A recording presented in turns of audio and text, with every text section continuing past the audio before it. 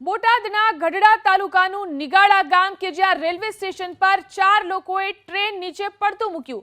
અમદાવાદથી Bhavnagar train નિગાડા railway station નજીકથી પસાર થઈ રહી હતી ત્યારે જ 22 થી 25 વર્ષની વયના 2 મહિલા અને 2 પુરુષે ચાલુ ટ્રેન નીચે ઝંપલાવ્યું। ટ્રેનની નીચે આવી જતા 4 વ્યક્તિના મૃત્યુ નિપજ્યા। મૃતકો એક જ પરિવારના હોવાનું અને ગઢડા તાલુકાના નાના સકપર ગામના રહેવાસી હોવાનું સામે આવ્યું છે। મૃતકોમાં મંગાભાઈ વિજુડા, તેનો પુત્ર જિગ્નેશ ઉર્ફે જીગાભાઈ, પુત્રી સોનલબેન ઉર્ફે સોનીબેન અને રેખાબેન ઉર્ફે રાધીબેનનો સમાવેશ થાય છે। પોલીસની પ્રાથમિક તપાસમાં સામે આવ્યું કે ગત 15મી ઓગસ્ટે મંગાભાઈને તેમના કૌટુંબિક ભાઈ સાથે ઝઘડો થયો હતો। બોલાચાલીમાં મામલો મારામારી પર પહોંચ્યો અને મંગાભાઈ પર આઈપીસીની કલમ 307 હેઠળ ગઢડા પોલીસ સ્ટેશનમાં ગુનો નોંધાયો હતો।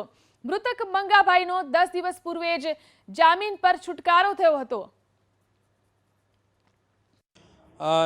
નિંગાળાથી અલમપર વચ્ચે નિંગાળાથી 3 કિલોમીટર દૂર ભાવનગર સાબરમતી સુપરફાસ્ટ 09216 જે ગાડી છે તેમાં 18:10 થી 18:15 વચ્ચેનો આ બનાવ છે।